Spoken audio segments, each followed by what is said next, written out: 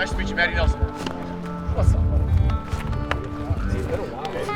I know, right?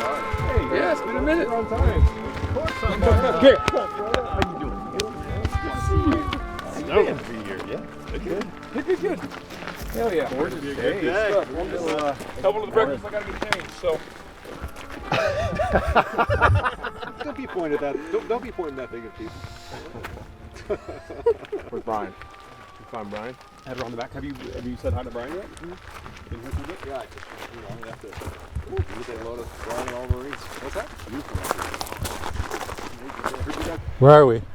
We're out here at Hat Creek Ranch in Idaho. Just rolled up early this morning after getting. Hey, dude. After getting a good 2.5 hour cat nap, and now we're gonna come out here and do some long range shooting with Bryan and some Marines. See if we can hit some steel. At least the scenery is good, though. Yeah, I'm already tired walking right now. I know. Here we are.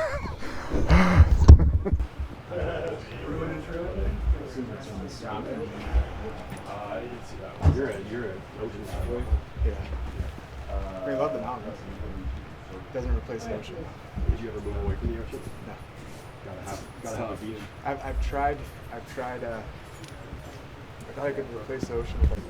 The eastern U.S. too, like the coast out there is just super cool. Yeah, I mean, I can't wait to get back to the North Shore.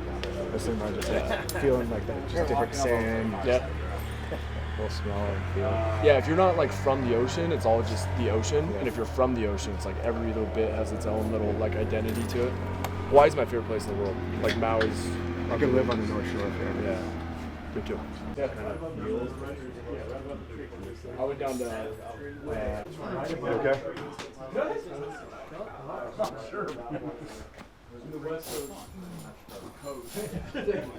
Do you see that white spot at the very base of the target? Yes. That's what I want you to aim for. Roger. Give me a left .3. Okay. Give me a center hold.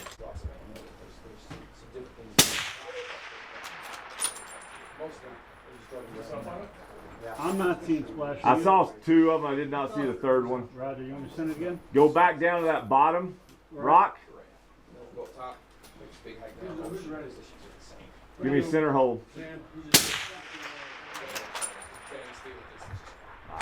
All right, next shooter, send it. Diamond, Nice center. I see a circle in the F-safe. I don't see no fucking diamond. All right, you hit the IPSIC. Do you see the diamond? Yeah. Dial down 2/10. All right, Jason. Profile left, right, two. I got you, man. They're easy to see. Shoot it when you're ready. You're good, Jason. Okay. Your wind was off for your elevation. Yeah, I was holding like .6 for my win. Hey, come down. Did you screw that one up? Okay. All right, you got a bag. You got a bag there, yeah. Okay, I'm gonna swap bags with you. All right, Give you a light one so you don't have to carry that heavy basket down and out. Oh, you're just giving out candy. You mean I gotta carry a bag? Just let him carry that big old heavy freaking. Big old heavy mat, yeah. We're not riding in the Jeep with that. Did you change your elevation from what your Kestrel gave you? All right, so hop up off the gun real quick. Back to where I was. Okay. So I want you right now, we're not gonna true, we're gonna 0, right? So I want you guys on paper. Okay. All right, so you're gonna be on a piece of paper out here with a number. I want you to build your body like this, right? Instead of blading off, I want you to get your body square, look at the paper, lay down, collarbone touch right here. Okay. Not in the pocket. Get in the pocket, you gotta blade your shoulders, right? So we wanna be a little close to the chest, and then just let that touch on that collarbone right there. And so square your shoulders to it, like if this was me, coming down. Now I'm square here. Now I'm gonna bring the gun between me and the target. Does that make sense? Yep. Because right then, this is what you look like behind the gun. Okay. This big gun here, it's gonna squirt the back out, you're gonna go off to the left. All right. So we wanna manage that recoil straight back. To get it straight back, we wanna be as straight as we can, comfortably behind, and then Hey, that looks familiar. look where that touch point is on me, right up against the side of my neck. Yeah. If you run a lot of kit, anything like that, it'd be like on the inside of the kit strap. Is where you kind of want to have that hip. And then you're going to work that rear bag. Yeah, get all your guys' stuff packed up. I work the bag kind of like this, right? So that's your elevation, right? So bipod rear bag. Okay. So one hand back on the gun. Good to go there. All right, so hop down, try that. Square to that guy, we're going to get a few rounds, make sure you're zero. Hey, B, what do you want in the coverage? You talking about rifle bags and day packs, or are they going to fly with their day packs, or is it one and the same? No, I don't want nothing on the bird. Everything. It's a real big. So pack it safely, and then we'll just start. Straight in behind. That looks a ton better right there. How's that feel? So now with the Does optic. this feel weird? no.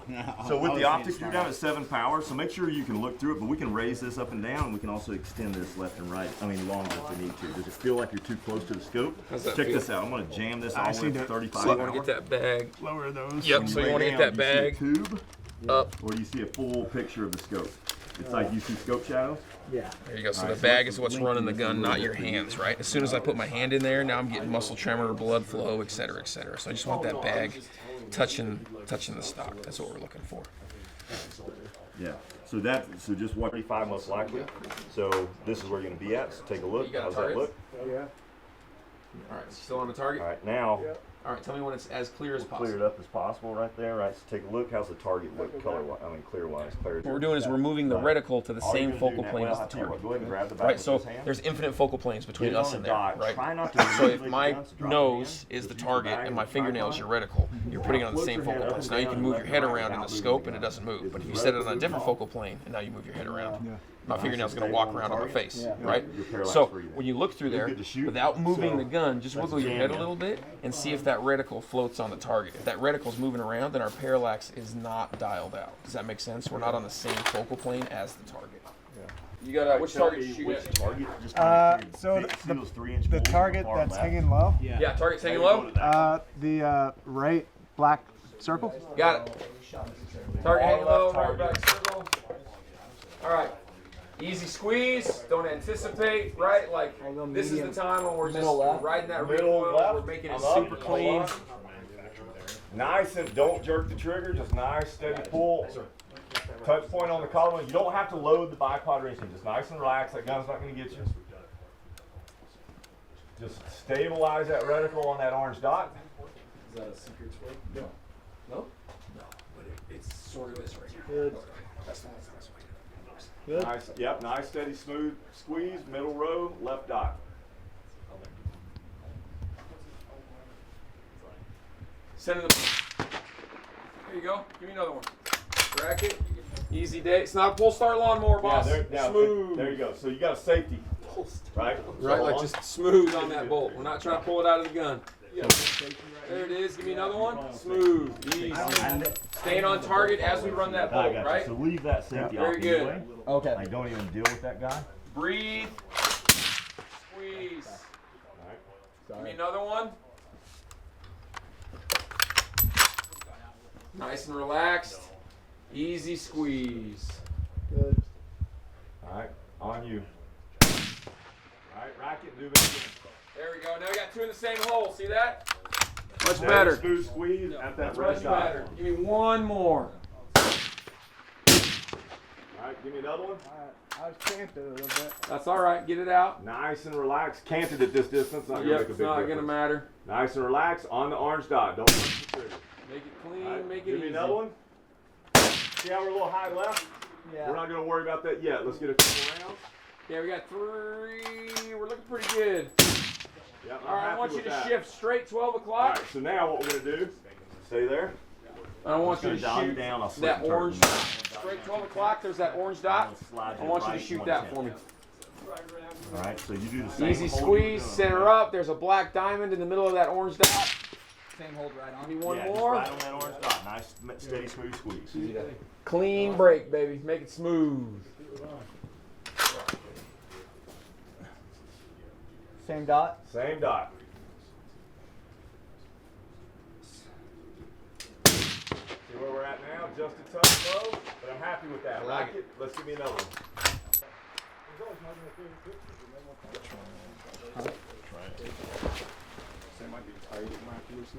But yeah, like All right, go to the 12th one. I'm getting burnt. Yeah, I'm getting burnt. Check this thing. The one we were just on. The one we were just on. Oh, yeah. All good. Don't even stress, man. Davis, hurry up.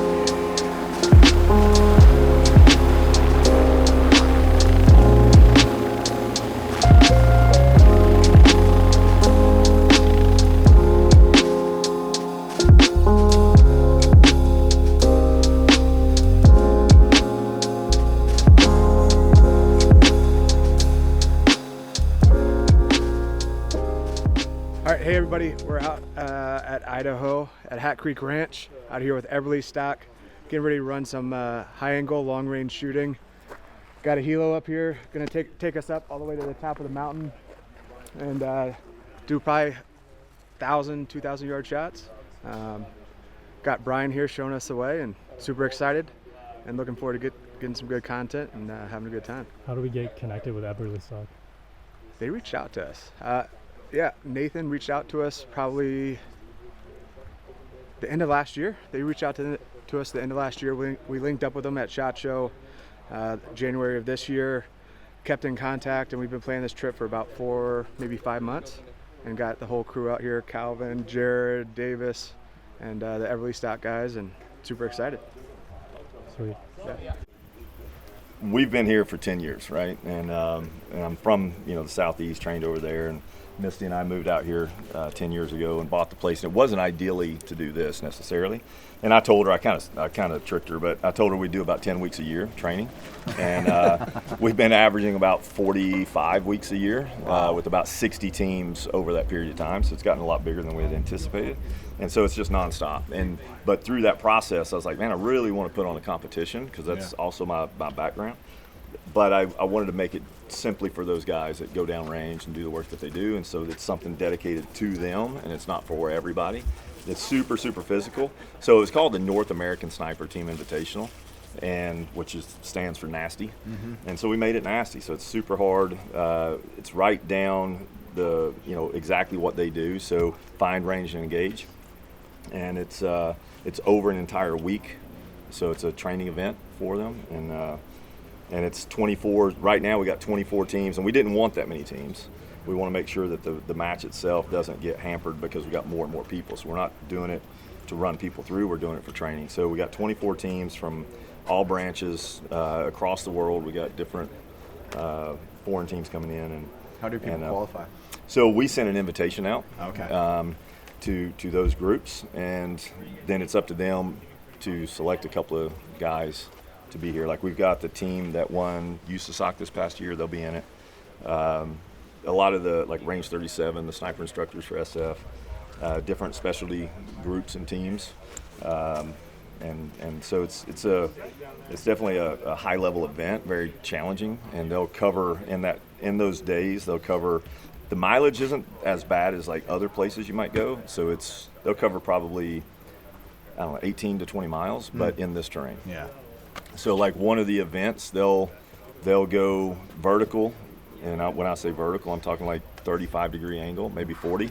They'll do that for about 1,200 feet, and then the event will start, and then they'll descend about that much distance, right? And it's all under time, and but still hits win the match. But there's a par time, but we do not let them know what the par time is. Oh wow. So that's cool. It's a mind screw, right? Yeah. So it's I don't know how fast I should go. Well, that's your call. Yeah, you got to push, Right. but yeah, Yep. not fatigue. We had a handful of these in Africa, and we when the October 9th Green Beret attacks happened, we were driving and we were coming back on base. We were running to get something and then run back out to the plains. And I was with this Green Beret, and we're coming through, and going on base, they have a serpentine of Jersey barriers. They had a serpentine of Jersey barriers, dude, he comes around and it's soft sand. I mean, we had to be going 15 miles per hour into this serpentine, and he hits the soft sand, and we just slid straight into that Jersey barrier, smashed the whole front end of the thing in. He literally just goes, he's like, oh shit, puts it in reverse and just backs up and drives on like nothing happened. I was like, well, I guess that's what you do when you're a fucking actual cool guy. You're the keys. Yeah. Literally, in his mind, like, no, he was like, oh yeah, of course that happened. You're supposed to damage these cars.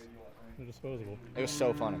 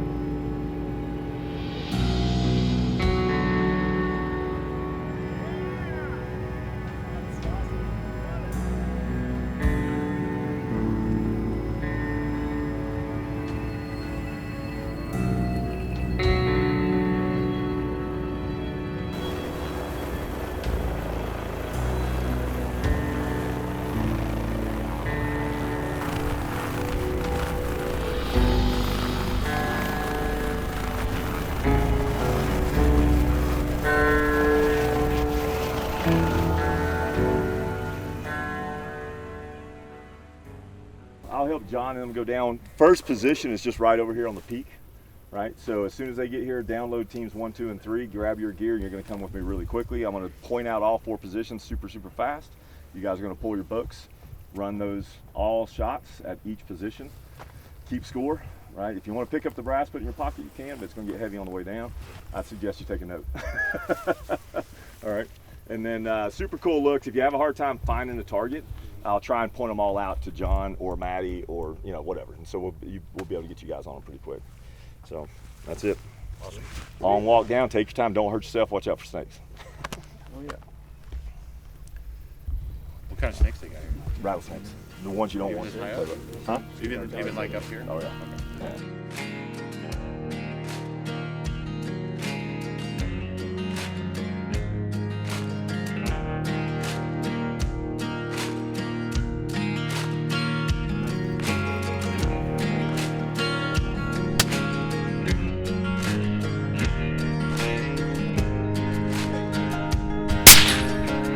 Impact, done. That's it. So, when you tilted, so when I said, I gave you left 0.6.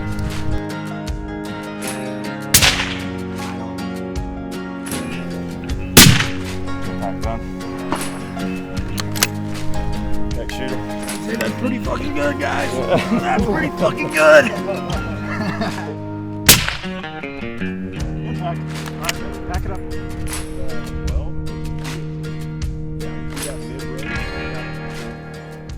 Durability, right? Because you have to make sure that you can do a quick follow-up shot here in this mountain, right? So you got to be stable. If you're not stable, you're going to have some movement, which is what Greg was dealing with, right? So that's going to make it really difficult to get a precise shot on target. So we got to get the stability. Got the stability down. All right. Now he needs recoil management in case I'm not there. 2 sets of eyes is better than 1, right? So he needs to be able to follow that shot through and be able to see that miss. And then I'm more confirming what he saw, and he's dragging and dropping. But durability is when you see a guy, they shoot, even though he saw what he needed to shoot and he was stable when he broke the shot, you start seeing him like jacking with his bag, right? Resetting his bipods, trying to get his gun right. That time, right? That time is now taking away from that knowledge that we have of where that miss just was. And we're delayed, and now that wind's changed, and now we missed by another 2/10. 1 mile an hour there, right? Roughly 1 mile an hour moves your bullet almost like a 1/10 and a half. Just 1 mile an hour, right? So just a 1 mile an hour change in the wind is more than half the plate size, right? Because that plate was only 0.3 wide, right? So you only had 0.15 this way and 0.15 that way. So 1 mile an hour, you just hit in the center and the wind changes 1 mile an hour, you just went off right edge. So that's why it's so challenging. And I can't call wind to 1 mile an hour at that distance in the mountain. So now we're just trying to get rounds out there and get it on target.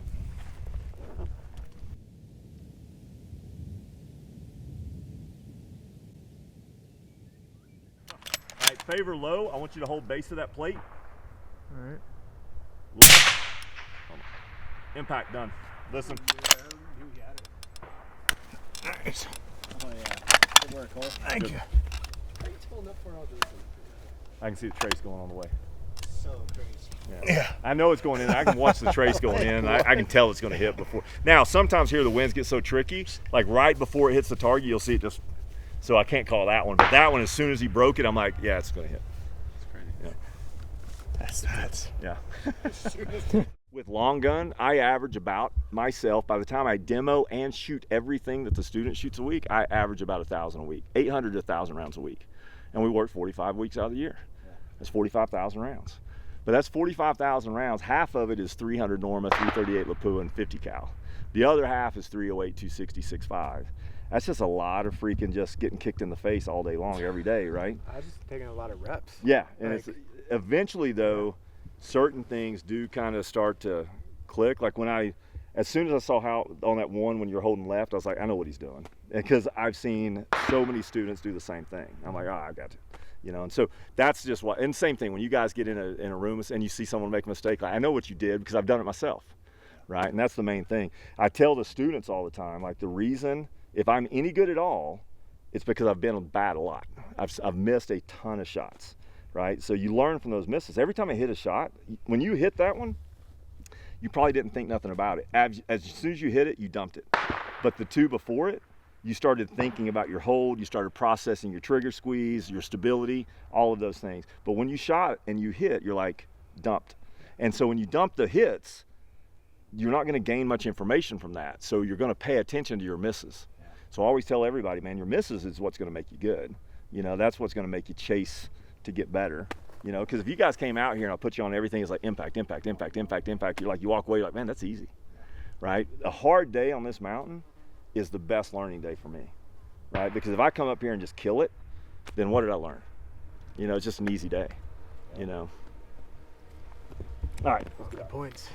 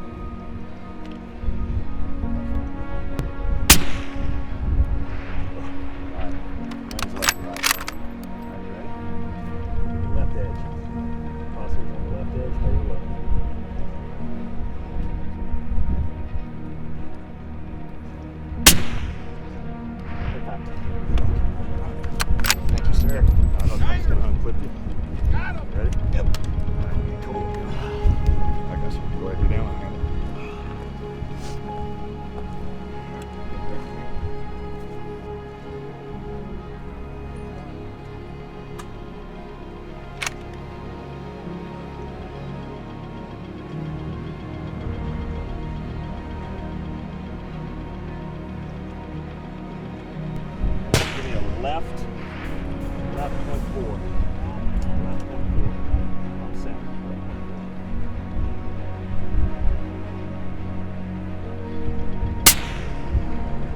Impact. That's it. All right, second rounder for Cole. He's catching.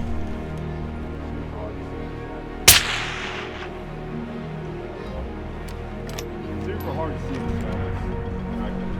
section wasn't empty.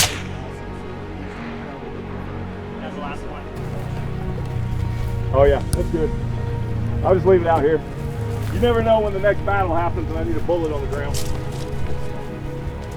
200 years from now, there'll be stories about the wars in the fire. I was gonna say.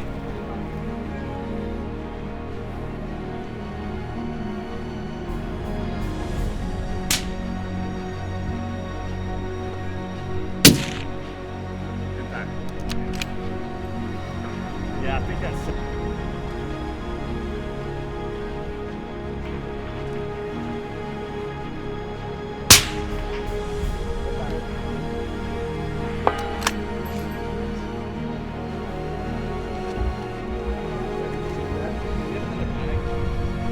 Rear backs. Sorry, my windage was off. That Coriolis effect doesn't fucking matter. Yeah. Wind does. Wind does. It's my favorite. And Cant. It meant like Yeah, I and saw Cant. it in shooter. Yeah. Okay. I thought those bubble levels were stupid until today. So there's guys that teach that you don't need them if you build a good position. The problem is they don't shoot here.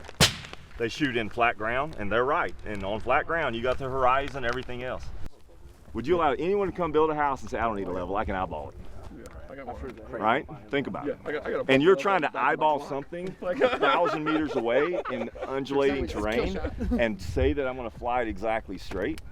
You know, we're making 1 2/10 calls, right? A half a degree of cant or a degree of cant, like that builds up over those kind of distances. Every 2.5 degrees of cant is about a half a tenth per 100 meters. So at 1,000 meters, right, that's half a mil if you're 2.5 degrees out. Everyone's like, yeah, but that's a lot. Not in the mountains.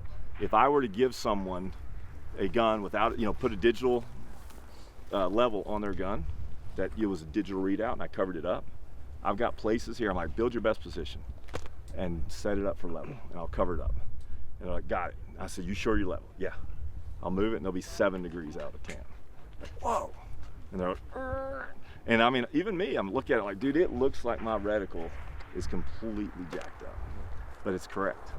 It's just because you're seeing the terrain and the features, just screws with your head. So, Yeah, 100% convinced.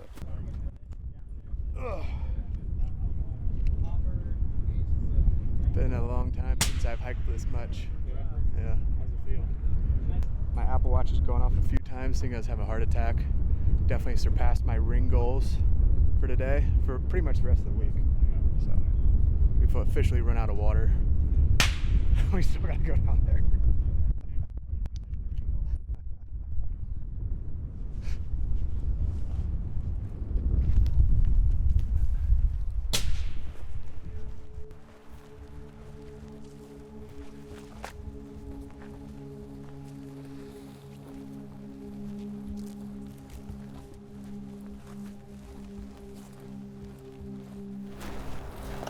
I'll take a bad route.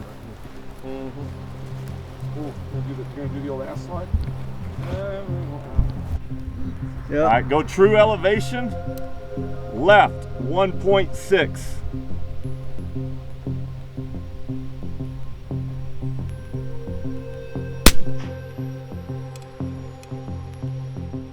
Oof.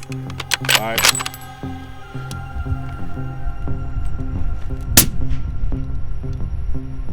All right. Go ahead and dial up. Ready?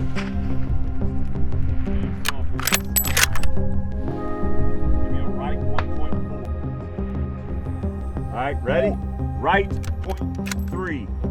Right 0.3. Impact.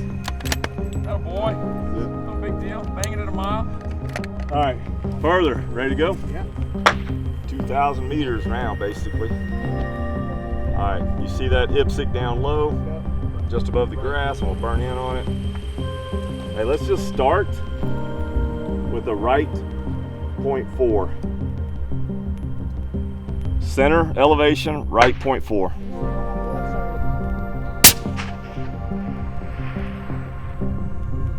Oh, all right, reach up there and dial another 0.4 up for me. left 0.6. Hold shoulders, left 0.6.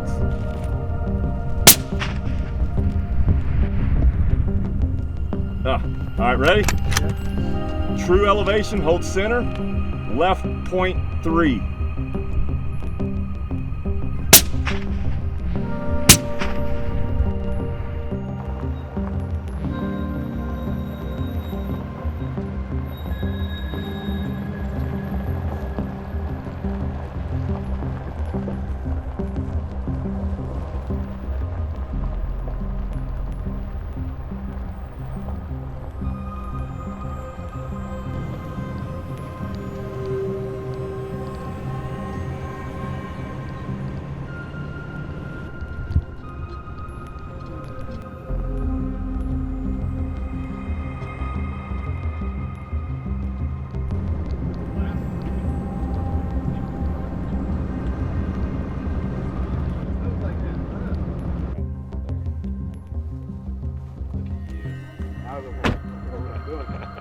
Nice little satchel.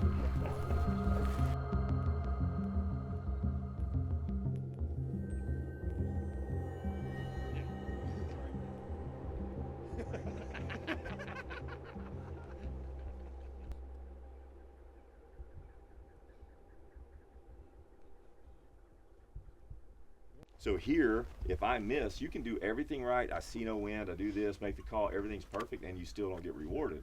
You did everything right. So just because you miss over here doesn't mean you did something wrong. You just wasn't rewarded with the environment that was going on between our muzzle and the target, right? That's the love of long range for me, is it's never going to be a given, right? If it was only based on my ability to squeeze a clean trigger, we'd all be the same, because all of you guys pull clean triggers, right? The difference is the decision making from here to there. That's going to be the difference today, what decision we make. If you make a bad shot, fix it, obviously, but more importantly than that, don't make the bad shot. If it's not there, don't send it, right? Once that bullet's gone, you can't get it back, right? That's a point, that's everything else. So think about it from a purpose standpoint, right? So I don't want to, yes, I can follow up fast, yes, I can get a hit, but I want that first one to be real. I don't want you guys to make wind calls based off the first miss. I want you to look, I got a little bit of wind right now, you guys feel that? There's a condition there, right? You guys should be pulling the Kesslers out, you guys should be checking that wind, calibrating yourself to what you feel, right? Take your time, do the best you can with it, don't get frustrated, learn from it.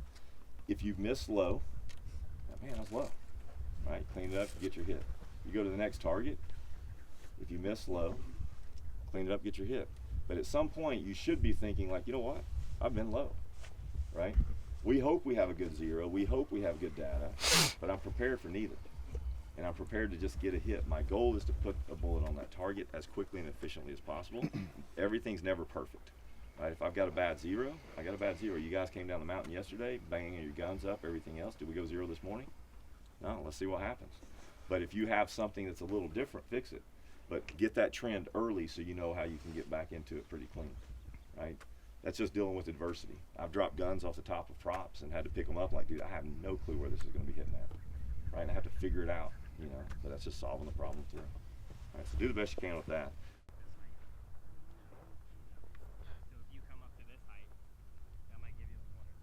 Good. Send it. Oh my gosh.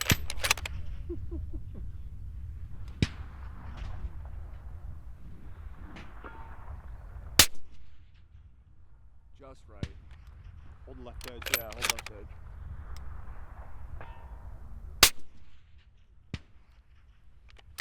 So 2/10 left. Yeah. 844, I think. Oh, yeah. 822.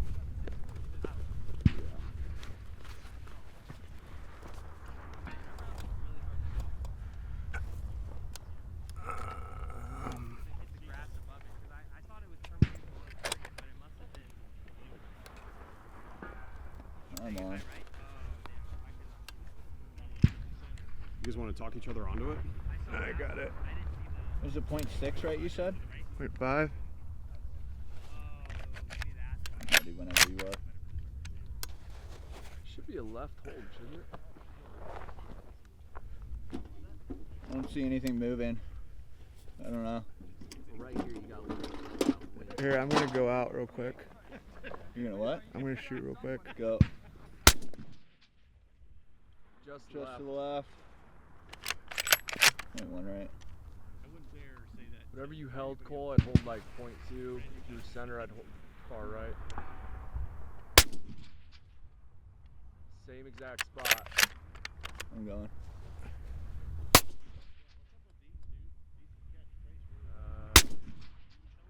Smoked it. Impact. That was pretty much crosshairs right on mine. Just right. All right, hey everybody, here Cole Fackler, GBRS Group, out here in beautiful Idaho, Hat Creek Ranch. We're gonna do a formal introduction with Bryan Morgan. If you can, catch us up, who you are, what we're doing today, Hat Creek Ranch, the whole thing. Yeah. So we've got Hat Creek training. We've got a team in here this week. Pretty typical week for us. It's got a mill unit in doing some long-range shooting, some precision shooting and whatnot. So this is you guys got here yesterday. It's kind of dropped in midweek. Had a big walk down right out of the gate. So pretty rough day yesterday, moving 2,500 foot of vertical and a few miles. This week is this is Friday now, so we're kind of wrapping things up, trying to get do a little bit of a culmination event of all the things that they've worked on this week. So we got them kind of slowing things down a little bit, building their positions, working on all the little detail stuff that we worked on earlier that we kind of rapidly went through, and now it's kind of on them, giving them a little more time to kind of be problem solvers and make good decisions. And shooting cross canyon, got targets engagements from negative 30 to positive 30, from 400 meters to 1,500 meters today. So hopefully the guys are getting some good reps in, just kind of going through fixing the last little bit of problems that we see, and hopefully we send them off with a in a good way, right? So Yeah, I mean, it's been pretty amazing. I don't know how many total acres you have here. Amazing facility. I've seen nothing like it before. Yeah, I'm not a long-range shooter by any means, but you break it down so well on like a foundational level to understand, because a lot of it always just flies over my head. And breaking down the Kestrel, just the Cant, the very foundational skills of body position. Oh yeah. Here, this is one of those places, like, it'll enhance your mistakes if you're not careful, right? So the little things that you can get away with on certain ranges, this one will let you know that you did something wrong pretty quick. And the winds are challenging here. The looks, even, we're not on a typical range, right? So when these bullets leave that muzzle, I mean, they're going into terrain features, shadows, thick brush, you don't see splash, so you got to catch trace. A lot of challenging things with it, but yeah, it's just a fun place to shoot. I'm a shooter at the end of the day, and my goal is to enjoy what I'm doing out here too. And so we got a lot of targets. The range itself, we operate on about 10,000 acres, and 10,000 acres in this terrain, if you were to like lay it flat, would be probably like 25,000 acres anywhere else. And it just gives us a lot of good opportunity, a lot of good looks for these guys that they might actually go and do work with in those kind of areas. A lot of guys come through here and they mention how it's very similar to how they looked in Afghanistan with a lot of this work. And so it's it's a beautiful place. I'd never been to Idaho until I came here and bought this place, to be honest. My wife got me here and she had me take a look at it, and I was like, yeah, I like it. And I had no clue there was mountains in Idaho. I thought it was just potatoes, right? So yeah, it's a pretty gnarly area for sure. I think what's really unique too that you can't fake is like the genuineness. You talked about it, kind of caught some time last night on the real intent and passing on the knowledge. And it's amazing to see you cram 5-6 days in, and you come to some of the world's best training facilities. Super challenging, but what you're passing that knowledge on to those guys, and it's in a very condensed time period. But what they can take away from these experiences is huge. Yeah, it's 5 days is probably not enough. One of the struggles I always have, and all the instructors that work with me have, is there's always that balance. Do we give too much? Do we not give enough? And if I'm going to err somewhere, I'm going to err on I'm giving too much, because it's on these guys to retain. It's on me to push the knowledge out. As long as I push it out with a good intent and a good pace, and that they can at least be exposed to it. At least then they know the questions to ask. Yeah. I just have a few questions. So specifically when it comes to like long range, what do you find is so like different with the type of terrain that these guys train on as opposed to like training on the flat? Like what are the things that they don't really consider when they shoot on the flat range opposed to this? Yeah, so the angles are math for the most part, but what those angles cause are some other effects to it. So you've got some issues where your zero on your precision weapon system is actually going to change slightly on some of these extreme angles. And then on top of that, like perception, as that bullet leaves, everyone's used to managing recoil on a kind of straight line thrust. So recoil is different shooting downhill as it is shooting uphill. So the rifle's already kind of halfway into muzzle rise on an uphill, so you got to manage it a little bit differently. And then as that bullet, if you do miss that target, the way it misses that target when it lands on the ground, it's still on an upward trajectory. So when you see it up high, and so guys are calling that sometimes, hey, come down, and it was never an elevation issue, it was just a wind issue. So it just allows them to kind of get into this type of area and see the challenges with it. The math behind it's pretty simple for the most part, but applying it at a rapid enough speed to make adjustments and come up on the target and be able to, and also finding the targets. You're so used to finding targets on a flat range and having like delineated lines, and then out here everything just kind of it's easy to hide a target out here in plain sight. And so you get down on it, you get your TRP or your target reference point, drop in behind the glass, and you look and like, where'd it go? And you're on one ridge to the left, and you're just completely lost. So even those kind of things will do it. And then on top of that, the positions.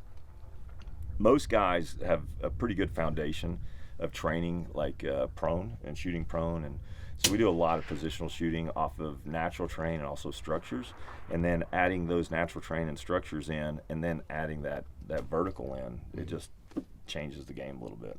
You on a flat range, for instance, right? You're used to shooting IPSCs and right out in front of you, and then all of a sudden you go to that flat range and now you're shooting up at 35-degree angle. Your whole body position is going to change. Absolutely. Right. So it's a little bit the same way with the long range. Would you consider this too not only a training facility but a testing facility? Lucky enough, Eberlestock's brought us out, and you have a big kind of partnership with them as much as other brands, but kind of gear refinement and ballistics, optics. Yeah, a lot of companies. We are, I always say this, we're Switzerland, so we don't want to be owned by any specific company, and so we try to give good feedback, because my goal is that the feedback that I give enhances a company's product to where they can take that product and get it to the end user, and it's a good product. So my goal is every company is successful and has a good product, because someone's going to buy that product, and I want it to be good. So we're happy to help with companies. We've got a great relationship with Eberlestock. Many of Miles have been tested on packs here, and then some other gun companies, Seekins Precision and Night Force, and all these optics companies, and so we put that stuff to the test, and because we have a lot of loaner guns for teams that come in, so our stuff gets used and abused and just beat up, and so you find the weak points pretty quickly on that stuff in that environment, right? Like the hike down yesterday.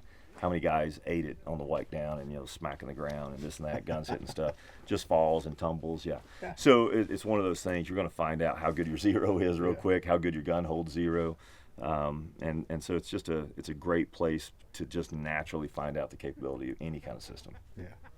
Is there any way Cole can convince you to come do a CQB with us down in Virginia? Oh, absolutely. Yeah, we'd love to do that. Or we just do it here. Yeah, we can do it here. Yeah. We got some pretty cool places here.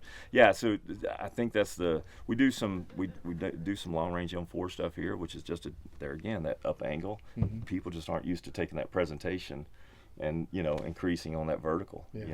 So it does, even though it's in the mountains, it does yield a little bit to the urban environments as far as the high rises and different things. So there's some good benefit there. But yeah, love to see what you guys are doing too. Yeah. I think another thing that we haven't hit on yet is the kind of hospitality. You're welcoming all of us into your home. Your wife, you, and seeing just kind of how busy and genuine it is. But kind of hit on some of those points. Yeah. So for us, one of the goals, and it started years ago before I was even here, is ton of respect for the guys that go out and do the things that they do, and I know they're away from their family, and I got a ton of respect that guys are here now training, and they've left their family, they left their children to enhance their abilities, and so while we're here, we want to give them a really tough training environment, but at the same time we want to make them feel like they're at home. So just even though they're away from their family, we want them to feel like they're a part of our family. So when they come in, the goal is we provide breakfast, lunch, dinner. not only to help them feel like they're here, but also to increase the training opportunities. So my wife kind of started doing that right out of the gate, and just cooking for us, and that frees up a ton of time of guys going left and right, and we know where everybody's at. And then you get around the table, you get to know everybody on a personal level. And so for us, it's a lot of places talk about family, and for us, I mean, it is a real thing. I grew up in a family business, and that's all I knew. And so I just kind of wanted to keep that kind of in the same environment here. So when our instructors come in, they're, Misty says it all the time, they're like our kids, so, and all these guys come in and they're young enough to be our kids. And so, that's what we want, is to give them a place to where train hard, but then they can relax and feel at home. We've got, saunas and ice baths and gyms and everything for them, so they can get all the stuff they need to do there. Now we do tell them, hey, don't send pictures of you sitting in the hot tub to your wife, and you're, I'm out working hard, and so we tell them, that stuff, and don't take pictures of food and send it back to your wife and say, man, I'm really struggling here and the food's great, But Misty really brings that, in my opinion, that family environment, and kind of relaxes everybody. And with guys, there's always a little bit of egos popping, and when they get to shooting ranges, there's a little bit of I don't know what it is. There's just a little vibrato that kind of comes out, and I think she brings the environment to where everyone can relax, and it just increases the opportunity for learning. So. Congratulations. Yeah. Can't thank you guys enough for how welcoming you guys have been with us. Yeah, appreciate it. One of a kind place, and you guys get a chance to check it out. Hat Creek Training. Hat Creek Training. Yeah, man. Thank you. Thank you. Appreciate it. Appreciate it. Yeah.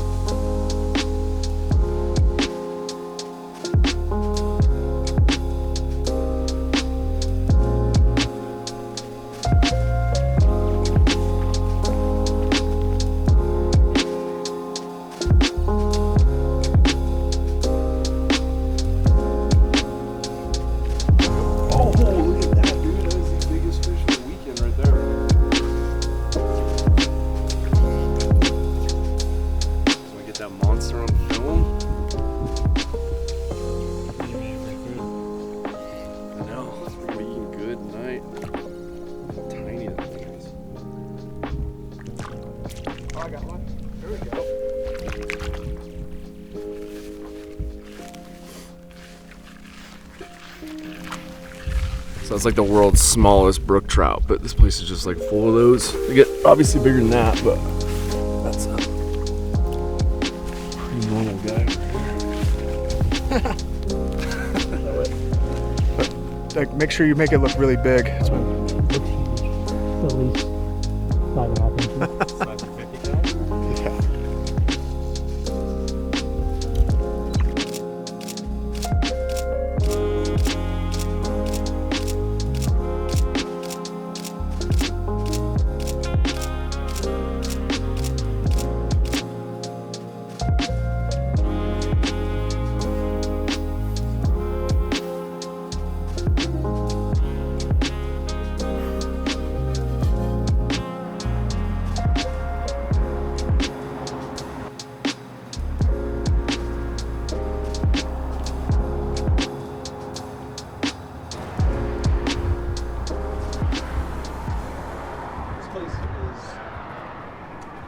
Frontier we haven't even touched yet as far as like the design of the retail store, so it's one of those projects that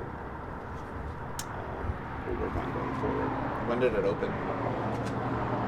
2010 or 2011, so right after the fire. Yeah. He rebuilt that. Has it pretty much remained the same since then? No, it's gone through a couple of different things. He used to have an old Land Rover in here, just like with an open bed and a bunch of packs instead of these bins, which was kind of cool. But no, it's evolved over time. And still, one of the vision side of these spaces, it should feel like you're walking into an outfitter that can take you on any adventure or mission or any place that you would take any of our gear. So right now, we got the stuff for the sales. It's kind of a disaster. We talked about all those SKUs we have coming, and then how we don't have enough space. So right now, there's a big push to get rid of discontinued stuff, and so blowing some stuff out for the cheap. Changing room. Yeah, that's Inventory back there. The room over here.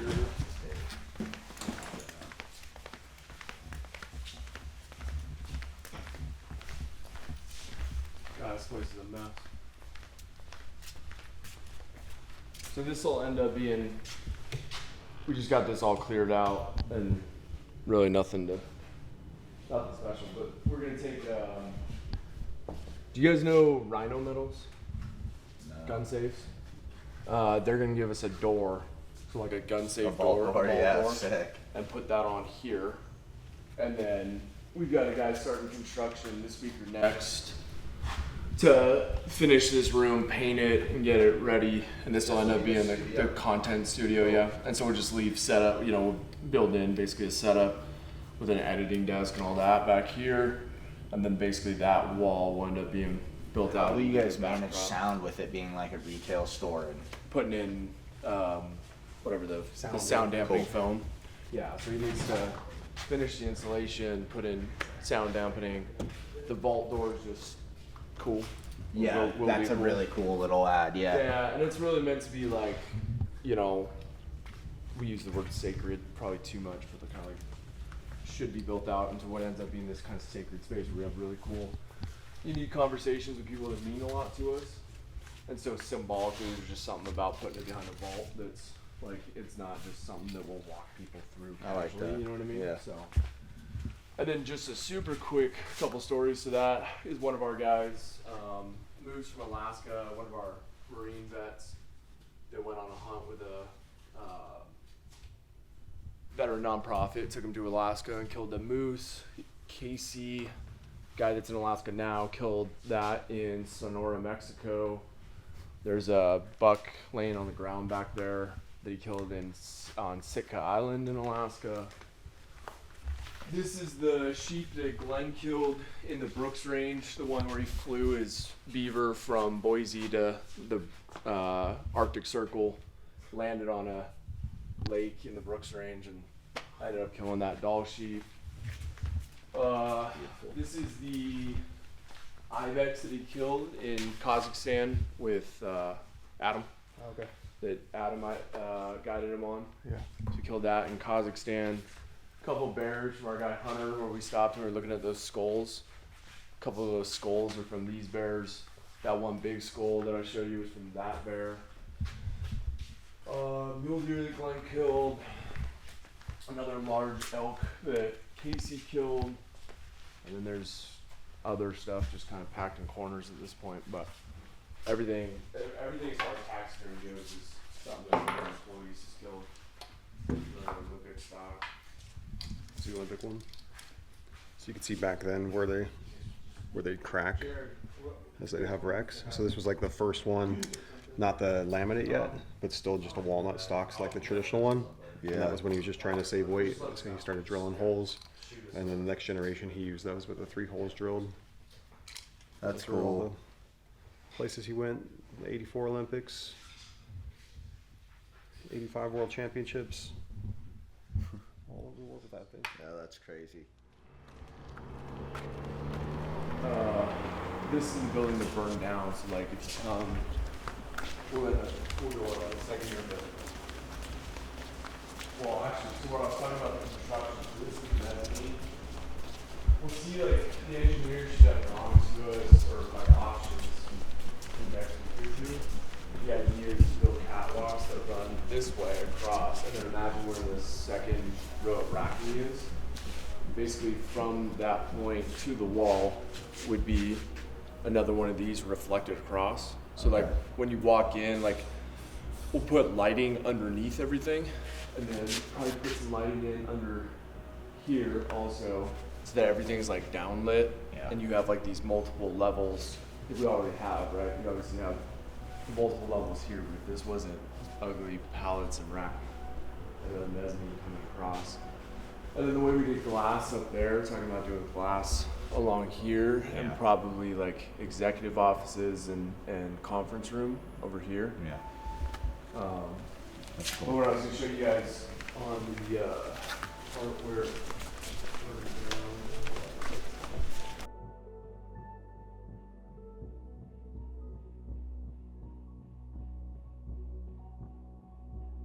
you guys see these charred, like the black on here? Yeah. There were pieces that were able to, obviously that didn't burn. It chipped as the building collapsed. But you can see the char marks there. This, the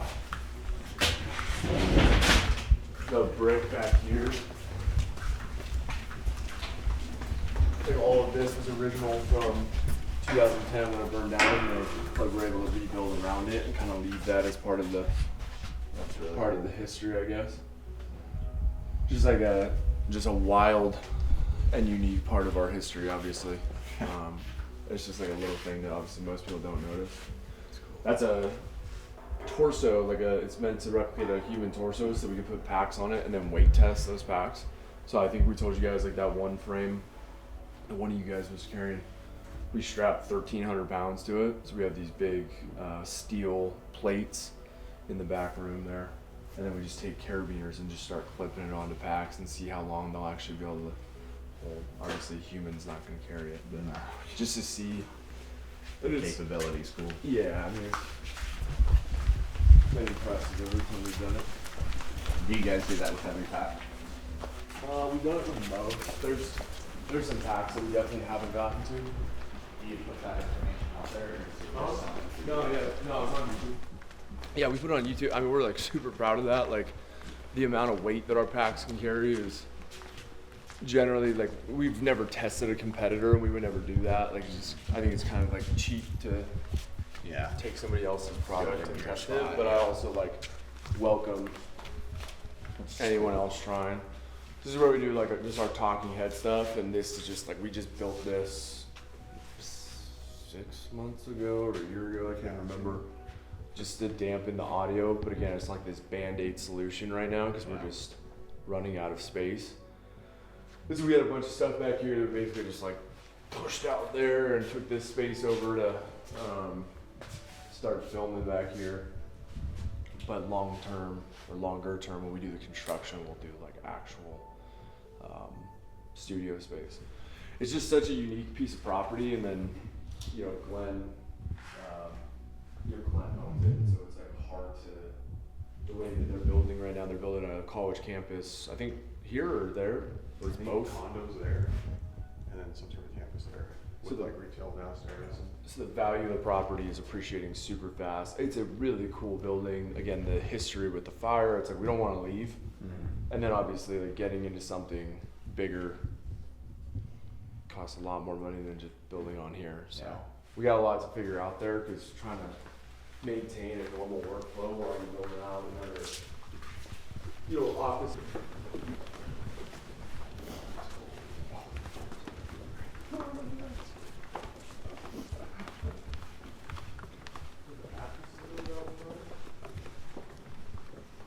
What are these? Who knows what we're getting into here, man? Yeah, exactly. But this is basically all marketing in here. And again, getting crowded fast. We've got 2 more we're gonna have to throw in here, right? So we've got 2 more that we're gonna have to throw in here. Oh yeah. Product marketing and ASAP, yeah. Senior media manager, whatever that title is that we decided on. It's awesome. Yeah, it's a unique space, man. Like, it's what you would expect for hunting gear company. And then obviously everything that's hanging up in here, one of our guys killed somewhere. The vintage collection. Oh yeah. So when we build that conversation space, one of the things we're going to do is just have some of our vintage packs hung up there, or some of the memorable packs that guys have sent to us. He was telling you about the one that was shredded except for the front shell. So things like that we're going to hang in our retail store. And then we come across people all the time that have another story behind a pack, and they want to give us the pack because it means so much to them. And so we're just going to rotate those types of things in and always have a spot for them in that studio. those would all be packs from the like early 2000s, and some of those are now have now evolved into like definitely a military pack, but were originally printed in old hunting camo.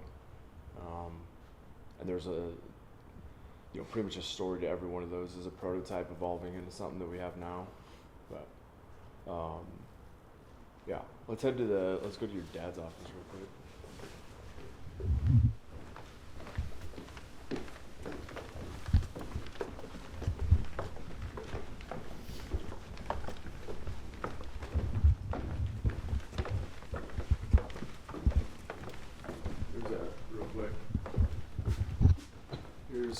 Looks like this is one of our dudes. You can see he pins up everything. That's me and him before either of us worked here. But I'm trying to find, where's this big bear? Is it there right there? Yeah, that's not even a big one. No, yeah, that's a good one. Anyways, here, be careful with the bottom jaw separates. So if you want to check that out, but that's that's a really good size bear right there. He's got a couple, oh, there it is. So there's the, how's that? Let's just take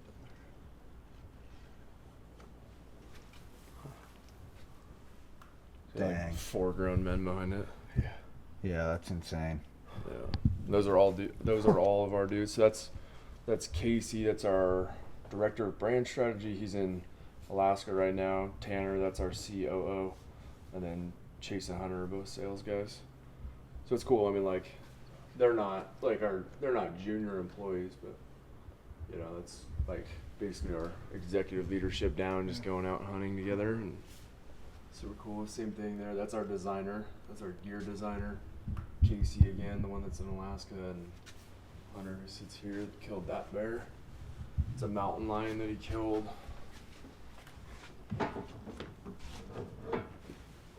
That's a really good deer that our guy Chase killed. Ty over here killed a bison in Oregon last year.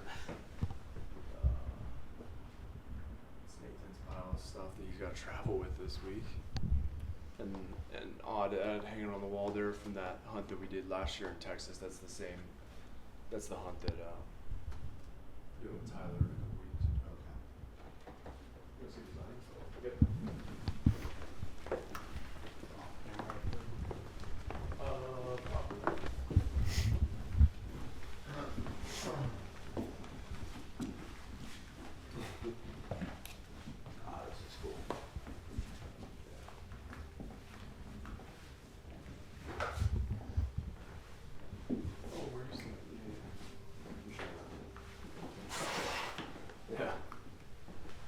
Yeah, so this is Glenn's office. We still keep it, we use it as almost like a backup conference room at this point, just because we're often running multiple meetings and we have that one conference room, and again, just growing so fast, we haven't been able to keep up with it.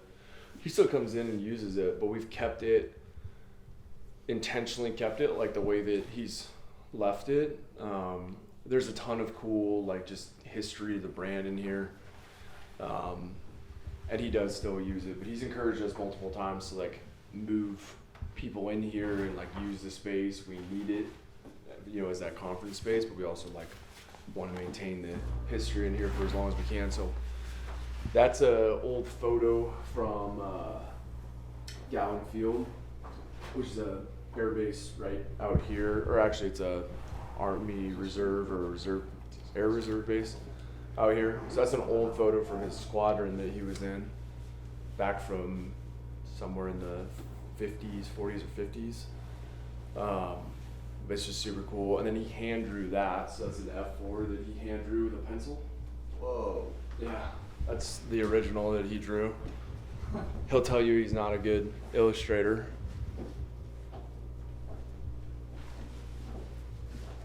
Does he still draw? Does he do other stuff? Not really. I mean, he's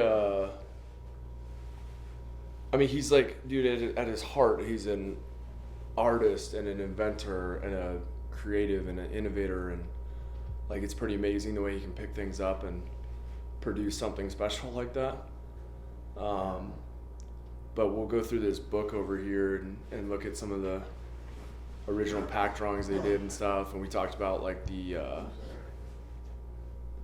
drawing packs on United letterhead and sending that off to our manufacturer and getting a sample for SHOT Show and things like that. This is, I think we were talking about a book that he's kept, and we got 2 of them over here that are really neat.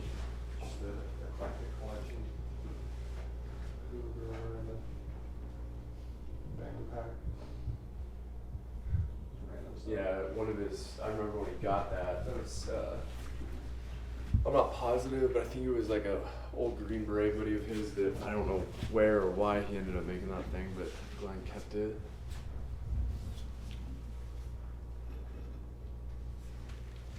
Rob, you want to go through this book a little bit? I guess that's probably a decent spot for it. You guys can flip through it. So there's a couple of these. First one, it's cool. So this one's cool because it shows like kind of that era he had in the 80s. So he was in the 84 Winter Olympics. But around that time period, the U.S. was just in this Olympic fever because it was kind of the end of the Cold War, the U.S. versus Russia. We skipped out on the previous Summer Olympics that were held in Russia. And so just a lot of eyes on Olympics and Olympic athletes. And so he, back then he was competing in the biathlon, you ski and shoot, traditional biathlon rifles, use like a heavy wooden walnut stock, just a traditional stock. And it was inefficient when you're skiing 20 kilometers, and then it was brittle when you would wreck as a ski racer, and they would always crack along the pistol grip. So he redesigned that to be a Sitka spruce carbon composite rifle stock, and it shaved multiple pounds off of the base plate of the rifle stock, which added up to seconds over the course of a race, which meant a lot, and then kept the stability of the rifle's precision. So he designed that, and it just took off. The American team started using it. It got a lot of attention worldwide. And so, this kind of shows some of the articles that he was in back then. Guns Magazine, there's some with Popular Mechanics here, Life Magazine. And back then, they just all called it the Eberle stock. And so, a few years later, when he was looking to continue the company as a rifle stock manufacturer, he just called it the Eberlestock Co. And that's where we started. That one was created for the 2006 Winter Olympics. I want to say. So that's that race gun. Super fun. So it's kind of that first era. Just a ton of like old history in here and all the things that magazines he was in back in the 80s. Just talking about specifically the Eberle stock, which was super cool. And we've got this part of his brain, which is super neat. Some of the old photos of his aviation career.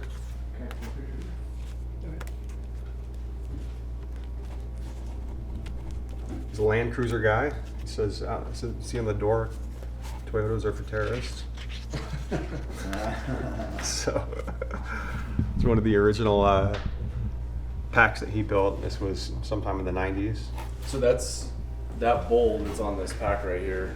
That was like, I think, what we would refer to as the original prototype of what became the Just One, the first pack that we ever went to market with. And this bowl that's right here is the bowl that's hanging right there. So we call that Eddie. It's Eddie. And as you get through the rest of this, you've got some of the archives, some of the history. Pictures of me.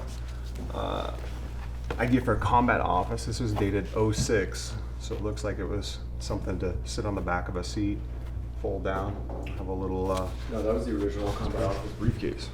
We just discontinued that a couple years ago, and it became the executive brief. But we sold that for a long time. What's the date on here? 2020. So this was more of a modern pack design. That was the... Started to incorporate the load shelves. That's the Renegade right there. That was probably one of the last packs that he designed. Fully on his own before transitioning to hiring our current pack designer. This was the original United Flight Manual, 2003, Just One prototype. Yeah, so that's the United letterhead that you can sit and sketch stuff out in the And that turned Pilot's into kind Lounge. of a gun runner pack, which is still a pack that we carry. That's cool. Early prototype for that rifle that you were holding. 2005. There's a there's a page in here. Okay, this is my personal favorite piece of brand history I've ever seen. This is from 1987. 100 things that should be improved to make life easier. And there's some things on here that are like kind of silly when you read them, but it really, I think, shows like the spirit of Glenn Eberle and just like being someone who identified things in the world that he thought could be made better, and then went out there and tried to, you know, improve those things. And he obviously didn't get to all 100 things on this list. Substitute needs to be found for salt on icy roads. Yeah, man. There's like paint cans shouldn't have grooves for paint to build up in, and ski poles shouldn't bend.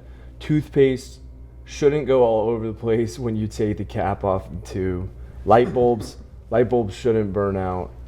I mean, there's just, like I said, just kind of like some funny and silly stuff in here, but he was serious. Like that, he just looked at that and was like, "Hey, we could probably make that better." And obviously didn't get to all 100 things on this list, but he got to some of them for sure. Down sleeping bags shouldn't leak feathers. And again, this is in catch. What's the bottom one? Material behind them and snag. Yeah. Car tires shouldn't kick up rocks. Like the chapstick. Teeth shouldn't get cavity. Chapstick shouldn't cause your lips to require more chapstick. So it's just like, it's just a funny but iconic like little piece here, and I love that he dated everything, because it's cool to look back and just be like, you know, in '87 that was well before this place became a thing. But again, it shows what we always talk about is like authentic roots. You know, we use the word authentic a lot and innovation a lot, and it shows that like history and heritage of innovation for the sake of just wanting to make things better.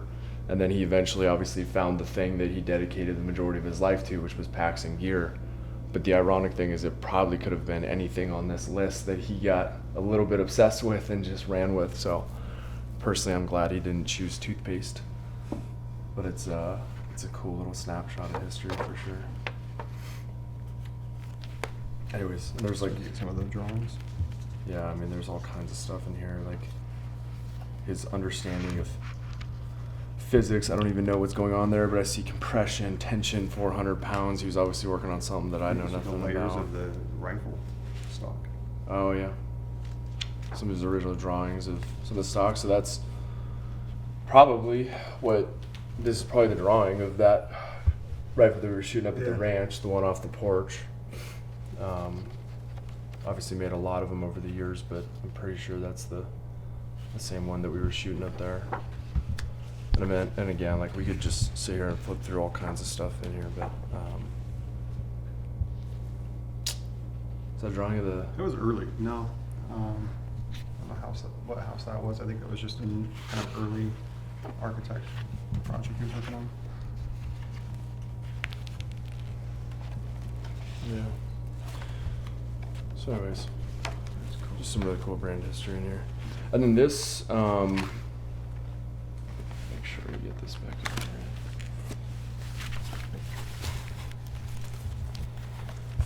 This is one of those packs that we were talking about. That, yeah, so 150-pound IED. And it was this gentleman here, Sergeant Van Buren, Wardeck Province.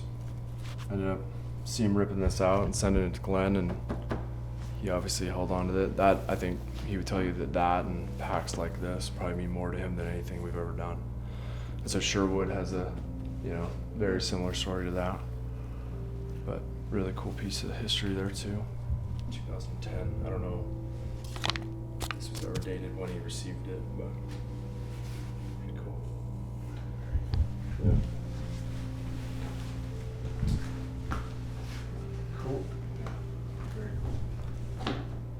the outside in, it's just an office, but obviously it means a lot to us, and to try and preserve. We will preserve this space, even with construction we're doing. We don't have like a full plan, but we're gonna preserve this space for as long as we can, hopefully forever, just because it does act as a little time capsule.